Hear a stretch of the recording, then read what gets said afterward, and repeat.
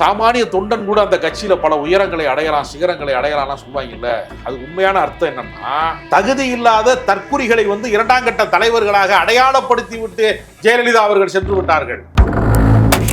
செங்கோட்டையனுக்கு இருக்கக்கூடிய தனிப்பட்ட கட்சியில் இருக்கக்கூடிய ஆதங்கத்தை பாஜக பயன்படுத்தி இப்ப பொங்கி எழுறாங்கன்னா என்ன காரணம்னா, பின்னணியில் பாஜக இருக்கிறது. இவர் என்ன நினைக்கிறார்னா, தன்னுடைய தலைமை காப்பாற்றப்பட வேண்டும் என்றால் எந்த விதமான கட்சியினுடைய அடையாளமிக்க தலைவர்கள் யாராக இருந்தாலும் சரி, அவங்களை முதன்மைப்படுத்தக்கூடாதுன்னு எடப்பாடி அதிமுகவின் தயவு இல்லை என்றால் பாஜக என்கிற இந்த அரசியல் கட்சி என்பது தமிழ்நாட்டிலே ஒன்றுமே இல்லை. வருகிற சட்டமன்ற தேர்தலில் பாஜக அடையாளம் இல்லாமல் சுவடு இல்லாமல் போகக்கூடிய அபாயம் இருக்கு. இந்த கட்சி என்ன ஆகி போச்சுன்னா, இன்னைக்கு தற்குறிகளின் கட்சியா மாறிடுச்சு. தமிழ்நாட்டு அரசியல்ல மீண்டும் அதிகாரத்தை கைப்பற்றுவதற்கான வாய்ப்பு என்பது அதிமுகவுக்கு இல்ல. கட்சியை காப்பாற்ற வேண்டிய போராட்டம் தான் நடந்துட்டு. Low interest, flexible repayment, minimal documentation. Repco Home Loans. தங்கம், வைரம், வெள்ளி தள்ளுபடி திருவிழா. தங்க நகைகள் சேதாரம் 1% குறைவு. வைர நகைகள் கேரட்டுக்கு 5000 குறைவு. உங்க லலிதால விலையை கம்பேர் பண்ணுங்க. எங்க கம்மியோ அங்க வாங்குங்க. கருப்பை புற்றுநோய் குறித்த சந்தேகங்களுக்கான தங்கம் ஹோப்பை இலவசமாய் அணுகுங்கள். கிங் டிவி நேயர்களுக்கு வணக்கம். இன்றைய சிறப்பு நேர்காணலில் நம்முடைய இருக்கும் சிறப்பு விருந்தினர் எழுத்தாளர், மூத்த பத்திரிகையாளர் திரு ராஜ கம்பீரன் அவர்கள். சார் வணக்கம். வணக்கம். அதிமுக என்ன நடக்குது சார்? அத்திக்கடவு அவிநாசி திட்ட அந்த பாராட்டு விழாவிலேருந்து ஆரம்பிச்சு பார்த்தீங்கன்னா செங்கோட்டையுடைய போர்க்கொடி இன்னைய வரைக்கும் போயிட்டு இருக்கு. அதாவது சட்டமன்ற அந்த உள்ள நடக்கிற அந்த அதிமுக எம்எல்ஏகள் கூட்டத்தோடு அவர் கலந்துக்கல. என்ன நடக்குது சார்? பாஜகவிடம் இருந்து அதிமுக விலகி சென்றதற்கு பின்னால் பாஜக மீண்டும் தன்னுடைய வலைக்குள்ளே அதிமுகவை சிக்க வைக்க வேண்டும். ஏனென்றால் நாடாளுமன்ற தேர்தலிலே ஒரு பெரிய வெற்றியை பெற்றிருக்க வாய்ப்பு இருக்கிறது என்றெல்லாம் அவர்கள் ஒரு நம்பிக்கையோடு இருந்தார்கள். ஆமா, பல விவாதங்களிலே பல ஊடகங்களிலே பாஜக பெரிய வெற்றி பெற்றுவிடும், 36 சீட்டு ஜெயிக்கும்லாம் அவங்க ஒரு மனப்பால் குடித்தார்கள். மனப்பிராந்தின்னு கூட சொல்லலாம் அதை. ஆமா, அதிமுக பிஜேபி கூட்டணி வைத்தால் இந்த மனப்பிராந்திலாம் அந்த போதையெல்லாம் கலைஞ்சிருச்சு அவங்களுக்கு. அதிமுகவின் தயவு இல்லை என்றால் பாஜக என்கிற இந்த அரசியல் கட்சி என்பது தமிழ்நாட்டிலே ஒன்றுமே இல்லை. அது எவ்வளவு பில்டப் கொடுத்தாலும் சரி, எவ்வளவுதான் அவர்கள் பேசினாலும் சரி, சாட்டையால் அடித்து கொண்டாலும் சரி, திரும்பி பார்ப்பதற்கு நாதி இல்லை என்பதுதான் உண்மை. அதிமுக இல்லைன்னா அந்த 4 எம்எல்ஏக்கள் வந்திருக்க மாட்டாங்கல்ல. அதாவது அதிமுக இல்லை என்றால் பாஜக கால் பதிக்க முடியாது என்பது அல்ல, அதற்கு கால்களே இல்லைன்னு ஜெயக்குமார் சொன்னார். அப்ப கால்களே இல்லாத ஒரு மனிதனை தோளிலே சுமந்து செல்வதை போல பாஜகவை அதிமுக தான் இவ்வளவு காலம் சுமந்திருக்கிறது. நீ தோளிலே நான் சுமந்திருக்கிற போது என்னை அதிகாரம் செய்வதா நீயே என்று இறக்கி விட்டாங்க. அதனால அப்படி அவர்கள் எடுத்த முடிவு என்பது கட்சியை காப்பாற்றுவதற்கான ஒரு முடிவு என்கிற அடிப்படையில் தான் அந்த முடிவை எடுத்தாங்க. அதனால என்ன நடந்துச்சு அப்படின்னா, தெரியும் நமக்கு, அதிமுக பாஜகவை விட்டு விலகிய உடனே தொண்டர்கள் பட்டாசு வெடித்து இனிப்பு குடித்து கொண்டாடினார்கள். ஏன் கொண்டாடுகிறார்கள்? இந்த கடைசியாக நடந்த நாடாளுமன்ற தேர்தலிலே, அதாவது ஜெயலலிதா அவர்கள் உயிரோடு இருந்தபோது நடந்த நாடாளுமன்றத்தினுடைய தேர்தலிலே மோடியா லேடியானவங்க பேசினாங்க. அப்ப பாஜக எதிர்ப்பு என்பது நீங்க எப்படி அதை புரிந்து கொள்ளணும்னா, கடந்த காலங்களிலே இந்திய எதிர்ப்பு போராட்டம், தேசியத்தை எதிர்ப்பது, இந்திய தேசியம் என்பது நமக்கு தமிழர்களுடைய உரிமைகளுக்கு எதிரானது, மொழியை நீ திணித்தால் நான் ஏற்க மாட்டேன் அப்படின்னு ஒரு பெரிய மாணவர் போராட்டம் கிளர்ந்து எழுந்த போது 1965 போராட்டத்தை கட்டுப்படுத்த முடியல. நூற்றுக்கணக்கான பேரை மாணவர்களை துப்பாக்கி சூடு நடத்தினாங்க. இளைஞர்கள் நூற்றுக்கணக்கான பேர் இறந்து போயிட்டாங்க, துப்பாக்கி சூட்டில் கொலை செய்யப்பட்டாங்க. அப்படிப்பட்ட சூழ்நிலையில கூட 100 பேர் நெஞ்சில துப்பாக்கி குண்டை வாங்கி இறந்த போது கூட கட்டுக்குள்ள அடங்குச்சானா அடங்கல. ஆமா, ராணுவத்தை கொண்டு வந்துட்டாங்க. அந்த காலகட்டங்கள்ல ராணுவத்தை கொண்டு இறக்கினால் கூட இந்த மாநிலத்திலே இந்திய எதிர்ப்பு போராட்டத்தை கட்டுப்படுத்த முடியாது என்கிற நிலைமை வந்த பின்புதான் இது சரியா வராது என்கிற அடிப்படையில தான் அவங்க என்ன செஞ்சாங்கன்னா ஏற்றுக்கொண்டாங்க. நேரு அவர்களுடைய காலகட்டத்திலேயே கூட அது ஒரு அலுவல் மொழியாக ஆங்கிலம் தொடருமே தவிர இந்தி மொழியை ஏற்க மாட்டோம்ங்கிறதுல தமிழ்நாடு உறுதியாக இருந்தது. அது எந்த காலகட்டத்திலையுமே அதுல காம்ப்ரமைஸ் கிடையாது. அங்கிருந்து தொடங்கிய இயக்கம் தான். திமுகவிலே இருந்து பிரிந்த ஒரு கிளை நதி மாதிரி தான். அதிமுகன்னு ஒரு தனி கட்சி கிடையாது. ஆனால் என்ன செஞ்சாங்கன்னா, ஜெயலலிதா செய்த ஒரு மாபெரும் வரலாற்று பிழை, எம்ஜிஆர் தன்னுடைய காலகட்டத்திலே இரண்டாம் கட்ட தலைவர்கள் எல்லாரையுமே ரொம்பவும் அறிவு கூர்மை உடையவர்களாக, ஆளுமை பண்புடையவர்களாக, மக்கள் வந்து ரசிக்கக்கூடிய தலைவர்களை எல்லாம் கூட வந்து இரண்டாம் கட்ட தலைவர்களாக கூட வச்சிருந்தார். ஆமா, நாவலர் நெடுஞ்செழியன்ல இருந்து, ஆரம்பம் வீரப்பன்ல இருந்து, சமீபத்துல இருந்தாரு. பல தலைவர்கள் வந்து இரண்டாம் கட்ட தலைவர்கள், அரங்கநாயகம், ராஜாராம், இன்றும் வாழ்ந்து கொண்டிருக்கிற பண்ருட்டி ராமச்சந்திரன், ஒரு பெரிய வட்டாரம் இருந்துச்சு. அவங்கெல்லாம் இருந்ததுனால அந்த கட்சி வந்து என்ன இருந்துச்சுன்னா, திமுகவுக்கு நிகரான கொள்கை பேசக்கூடியவர்கள், ஆமா, மேடைகளிலே பதிலடி குடிக்கக்கூடியவர்கள், கலைஞர் ஒரு அறிக்கை விட்டா அதுக்கு பதில் அறிக்கை விடக்கூடிய ஒரு திறமை படைத்தவர்கள்லாம் அந்த கட்சியில இருந்த போது அது வந்து ஒரு சமதளத்துல இருந்துச்சு கட்சி. ஜெயலலிதா என்ன பண்ணாங்கன்னா, 91, 96க்கு பின்பு ஒரு மாபெரும் தோல்வியை சந்திக்கிறாங்க அரசியல்ல. அந்த பின்னடைவு காலகட்டங்கள்ல ஜெயலலிதா தோற்கிற போதே தாமரகனி ஜெயிக்கிறாரு, திருநாவுக்கரசர் ஜெயிக்கிறாரு, சாத்தூர் KKSR ஜெயிக்கிறாரு. இப்படி அதிமுகவின் இரண்டாம் கட்ட தலைவர்கள் செல்வாக்காக இருப்பதுல ஜெயலலிதா பயங்கரமா டிஸ்டர்ப் ஆகி யாருமே வரக்கூடாது என்கிற அடிப்படையில் தான் அவங்க என்ன பண்ணாங்கன்னா, இரண்டாம் கட்ட தலைவர்களே இல்லாத கட்சியாக, பல பேர் சொல்லுவாங்க தெரியுமா, அதிமுகவில் வந்து ஒரு சாதாரண ஆளை திடீர்னு MP ஆக்கிட்டாங்க, சரியா கையெழுத்து போட தெரியாதவன் MP ஆக்கிட்டாங்க, பள்ளிக்கூடம் போகாத ஆளை அமைச்சர் ஆக்கிட்டாங்கலாம் சொல்லுவாங்கல்ல. ஆமா, சாமானிய தொண்டன் கூட அந்த கட்சியில பல உயரங்களை அடையலாம், சிகரங்களை அடையலாம்லாம் சொல்லுவாங்கல்ல. அது உண்மையான அர்த்தம் என்னன்னா, தகுதி இல்லாத தற்குறிகளை வந்து இரண்டாம் கட்ட தலைவர்களாக அடையாளப்படுத்தி விட்டு ஜெயலலிதா அவர்கள் சென்று விட்டார்கள். அதன் விளைவாக இன்றைக்கு என்ன ஆயிடுச்சுன்னா, எல்லாருமே தற்குறிகளா இருக்கான். நீங்க யோசிச்சு பாருங்க, யாராவது ஆளுமை பண்பு மிக்கவர்களாக இருக்கிறாங்களா? இல்ல, அதனாலதான் யாருமே பேசவில்லையா சார்? நீங்க யாருக்காவது இன்றைக்கு ஒரு கருத்தியல் ரீதியாக இப்ப நாட்டில் நடக்கிற பிரச்சனை இருக்கிறது. இப்ப நான் உதாரணத்திற்கு ஒன்று சொல்றேன். சீமான் வந்து பெரியார் குறித்து மிக மோசமாக வந்து கருத்துக்களை பேசுறாரு. இந்த திராவிட இயக்கத்தினுடைய தொடக்கம் என்பது பெரியாரிடமிருந்து தொடங்குகிறது. ஆமா, அண்ணாவிடம் வந்து அது வந்து கிளைத்து வளர்கிறது. பின்னால வந்து கலைஞரா எம்ஜிஆரான்னு ஒரு பின்னாடி வந்து ஒரு கலைஞரை ஏற்றுக்கொண்டு தான் எம்ஜிஆர் தலைவராக கலைஞர் ஏற்றுக்கொண்டு தான் இருந்தாரு. பின்னால ஒரு முரண்பாடு வருதுன்னு வச்சுக்கோங்க. அண்ணா மறைவுக்கு பின்பு ஒரு முரண்பாடு வருகிறது 72ல. அவர் தனி கட்சி தொடங்கினார்னு வச்சுக்கோங்க. அப்ப எம்ஜிஆர் அவர்களும் கலைஞரை சில காலம் தலைவராக ஏற்றுக்கொண்டாருங்கிறத வரலாற்று உண்மை. ஆமா, உண்மை. இது நம்மளுடைய விருப்பு வெறுப்பு இல்ல. வரலாற்றை வந்து நம் விருப்பத்திற்கு மாற்றி எழுத முடியாது. அது ஏற்கனவே நிகழ்ந்தது, நடந்தது. அப்ப இவங்க என்ன செஞ்சிட்டாங்கன்னா, இந்த ஒரு ஈக்குவலான தலைமை, ஆளுமை மிக்க தலைமைகளை பூரா அவங்க வந்து காலி பண்ணதனுடைய விளைவு என்ன ஆயிடுச்சுன்னா, தற்குறிகள்லாம் தலைவர்களானதனுடைய விளைவு என்ன ஆயிடுச்சுன்னா, இந்த கட்சியில பெரியாரை குறித்து மிக மிக மோசமாக சீமான் பேசுறாங்க. அதற்கு கண்டனம் தெரிவிக்கக்கூடிய ஒரு குரல் வந்து அந்த கட்சியிலிருந்து வந்ததா? கருத்தியலாக ஏதாவது வந்ததா? அண்ணாவை குறித்து மிக மோசமாக வந்து என்ன வந்து அண்ணாமலை பேசினாரா இல்லையா? அண்ணா வந்து ஏதோ முத்துராமலிங்க தேவர் அருவாள் எடுத்துட்டு ஏதோ வெட்ட போறது மாதிரி ஒரு பொய்யான தகவலை, வரலாற்றுக்கு புறம்பான தகவலை சொன்னாரா இல்லையா? இப்ப இதெல்லாம் ஏன் நடக்குது? ஒரு கட்சிக்கு வந்து முன்னாள் முதல்வர் ஜெயலலிதா பத்தி பேசும்போதே அமைதியா தானே இருந்தாங்க. அதை விட காமெடி என்னன்னா, அண்ணாமலை சொன்னாரு, ஜெயலலிதாவை விடவும் என்னுடைய மனைவி ரொம்பவும் அடிமையானவர். அண்ணாமலை பொண்டாட்டி யாருன்னு அண்ணாமலைக்கு தானே தெரியும். ஆமா, குடும்பத்துல பழகினவனுக்கு தெரியும்.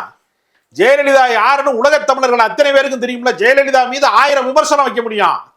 ஆனால் அவர் வந்து ஒரு அரசியல் கட்சியில வந்து தலைவராக இருந்திருக்கிறாங்க, பொதுச் செயலாளராக இருந்திருக்காங்க, முதல்வராக இருந்திருக்காங்க, தமிழ்நாட்டுக்கு முதலமைச்சராக இருந்திருக்கிறாங்க, கலைஞரோட அரசியல் பண்ணியிருக்காங்க. சாதாரண விஷயம் கிடையாது. ஆமா, ஒரு மிகப்பெரிய, அதாவது அவர் வந்து நேரு காலத்திலே தொடங்கி அரசியலை நடத்தினவர். ராகுல் காந்தி காலம் வரைக்கும் அரசியல் நடத்தப்பட்டதுல எதிர் அரசியல் பண்ண கலைஞரோடைய அரசியல் செய்து ஜெயலலிதா தேர்தல் அரசியல வெற்றியும் பெற்றிருக்காங்கல்ல. அப்படிப்பட்ட தலைவியை வந்து என் மனைவி வந்து ஜெயலலிதாவோட வந்து ரொம்ப ஆளுமை மிக்கவர்னு சொல்லக்கூடிய அளவுக்கு கேவலமாக பேசுவதற்கெல்லாம் இந்த கட்சி என்ன ஆகி போச்சுன்னா, இன்னைக்கு தற்குறிகளின் கட்சியாக மாறிடுச்சு அதிமுக. இப்போ என்ன பண்ணுறாங்க, கட்சியை வந்து, அதாவது கிளி பறந்துருச்சு, கூண்டை மட்டும் கையில் வச்சிருக்கிறாரு எடப்பாடி பழனிசாமி. ஆட்சி அதிகாரம் இல்லை, கட்சியை கைப்பற்றி வச்சிருக்கிறார்.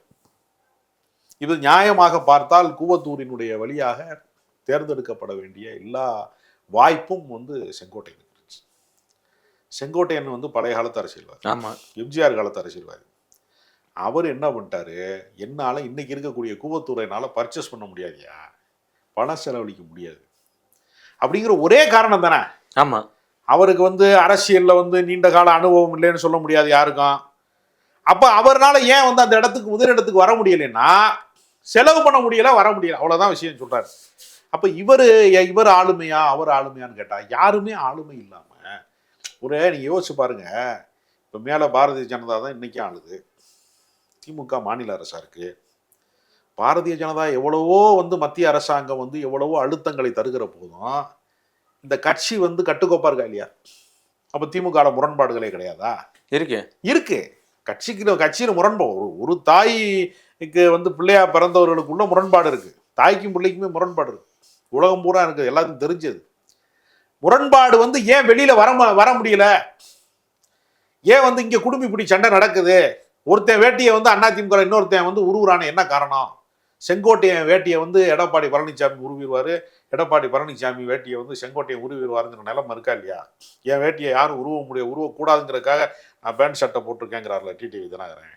இந்த நிலைமை வருதா இல்லையா அந்த கட்சியில? இல்ல உண்மையில என்னதான் சார் பிரச்சனை? இப்ப செங்கோட்டையன் வந்து இப்ப எடப்பாடி அவர்கள் எதிர்ப்பு தெரிவிக்க வேண்டிய காரணம் என்ன?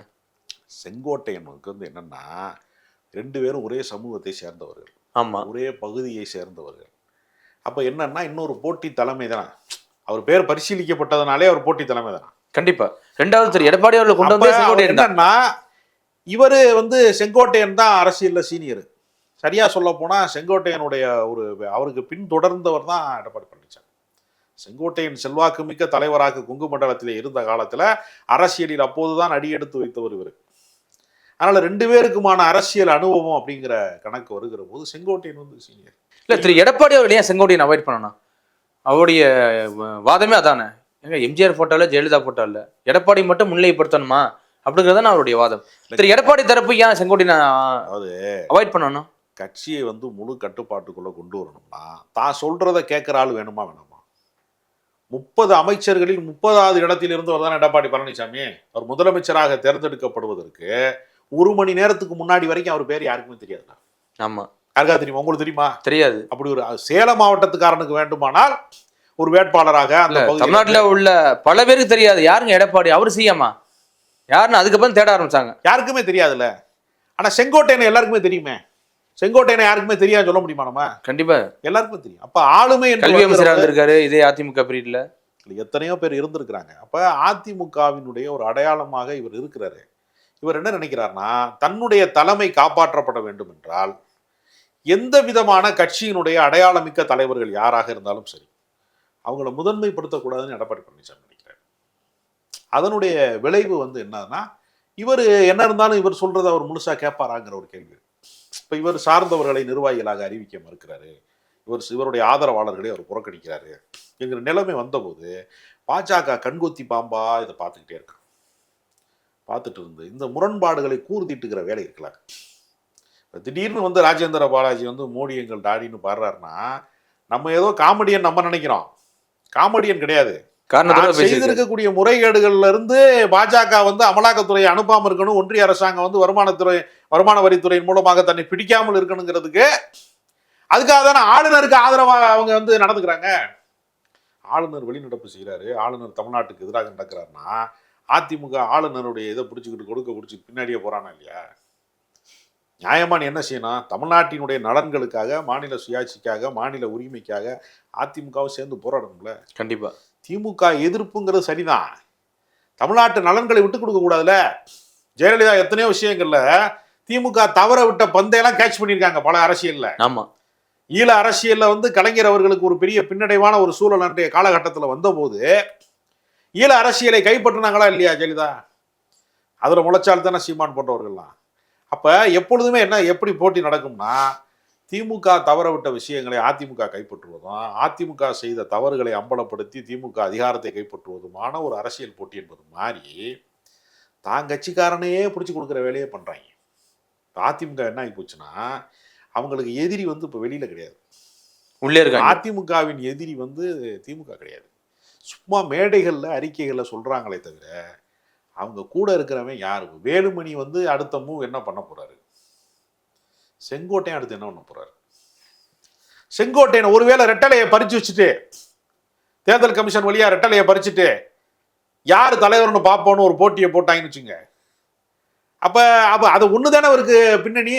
ஆமா, அந்த பின்னணியை பறிச்சுட்டா எடப்பாடி யாரும் தெரியாதுல்ல. யாரும் தெரியாதுல்ல.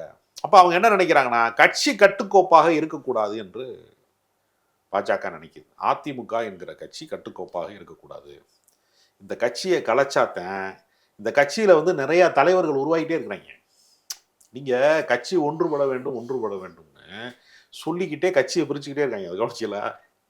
கட்சி வந்து ஒன்றுபடணும், எல்லாரும் ஒன்று சேரணும் அப்படின்னு சொல்றவன்லாம் தனித்தனி குரல்களாவே இருக்கிறாங்க. ஆமா. அப்ப கட்சியினுடைய பிளவு வந்து அதிகமாயிட்டே போகுது. அதிமுக பலவீனப்பட்டால்தான் அந்த இடத்திலே வந்து பாஜக வர முடியுங்கிற ஒரு கணக்குல அவங்க வேலை செய்யறாங்க. அப்ப திரு செங்கோட்டையனுடைய கோபம் வந்து பிஜேபி தரப்புல இருந்து வருது எப்படி சார்? செங்கோட்டையனுடைய தனிப்பட்ட கோபதாபங்களை பாஜக பயன்படுத்தி கொள்கிறது, அப்படிதான் சொல்லணும். Okay okay. நீ எப்பவுமே இப்ப பன்னீர்செல்வத்துக்கு என்ன நடந்துச்சு? பன்னீர்செல்வத்துக்கு சசிகலா வந்து தன்னை வந்து ஒரு இரண்டாம் கட்டமாக நடத்துகிறார். நான் வந்து ஒரு முதலமைச்சருடைய இடத்துல இருந்தவன், நான் கட்சியினுடைய முக்கிய பொறுப்புல இருந்தேன் என்கிற முக்கியத்துவத்தை அவர் குறைக்கிறாருங்கிறப்ப அவர் கோவம் சில. அவர் என்ன பண்ணாரு? தியானம் இருக்க போறேன்னார்ல, தர்ம யுத்தம் நடத்தினார் இல்லையா? அப்ப அவருக்கு இருக்கக்கூடிய தனிப்பட்ட ஆதங்கத்தை வந்து பாஜக என்ன பண்ணுச்சு? பன்னீர்செல்வத்தை கையில் எடுத்துச்சு. அதே மாதிரிதான் செங்கோட்டையனுக்கு இருக்கக்கூடிய தனிப்பட்ட கட்சியில் இருக்கக்கூடிய ஆதங்கத்தை பாஜக பயன்படுத்தி கொடுக்கிறது. ஏற்கனவே செங்கோட்டையன் வந்து வேறொரு பெண்ணோட வாழ்ந்துட்டு இருக்கிறாருன்னு அவர் மனைவி வந்து ஜெயலலிதாட்ட வந்து புகார் கொடுக்குறாங்க.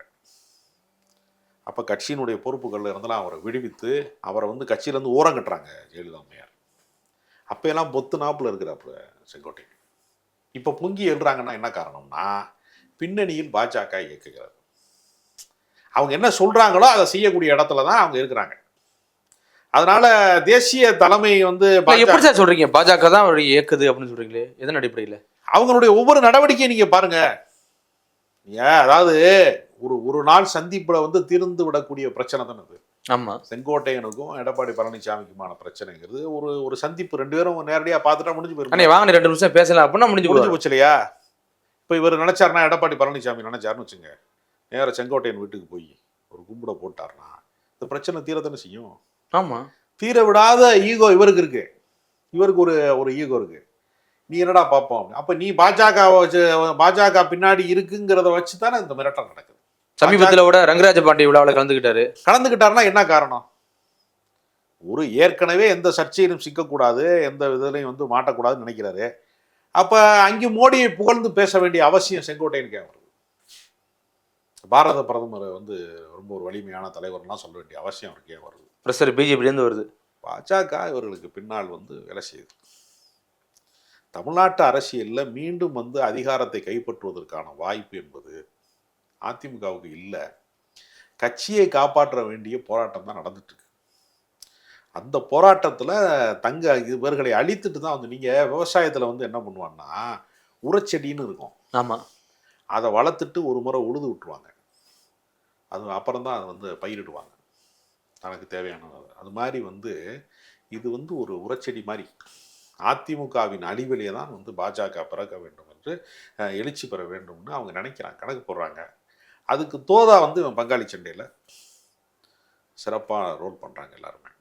அதனால நீங்க யோசிச்சு பாருங்களேன், மீண்டும் அதிமுக மேல சவாரி பண்ண நினைக்குதா பிஜேபி? எப்படி சார்? அதுல என்ன சந்தேகம்? அதுக்காக தானே இவ்வளவு நடக்குது. வருகிற சட்டமன்ற தேர்தலில் பாஜக அடையாளம் இல்லாமல் சுவடு இல்லாமல் போகக்கூடிய அபாயம் இருக்கு. இருந்தாலும் இப்ப பாஜக கூட அதிமுக கூட்டணி வச்சு அதிமுக எதிர்காலம் போயிருமே சார், காணாம போயிருமே. அதிமுக எதிர்காலம் போனாலும் பரவாயில்ல, எங்க எதிர்காலம் போகக்கூடாதுன்னு பாஜக நினைக்குது. அந்த போராட்டத்திற்கு பாஜக அதிமுகவை பலி கொடுக்கிறது. நீங்க கிடாவை வெட்டாம எப்படி வந்து நம்ம வந்து படையல் வைக்கிறது? ஆமா. அதிமுகவின் அழிவுல இருந்து பாஜக வந்து அதிகாரத்தை பெற வேண்டும். தமிழ்நாட்டு அரசியலுடைய எண்ணிக்கையை வந்து அவங்க கணக்கை தொடங்க வேண்டும் அவங்க நினைக்கிறாங்க. அதற்கு தோதாக எல்லாமே நடக்குது. ஏன்னா செல்லூர் ராஜ் நேற்று வரைக்கும் பேசுனதுக்கும் இப்ப பேசுனதுக்கும் வித்தியாசம். ஆமா.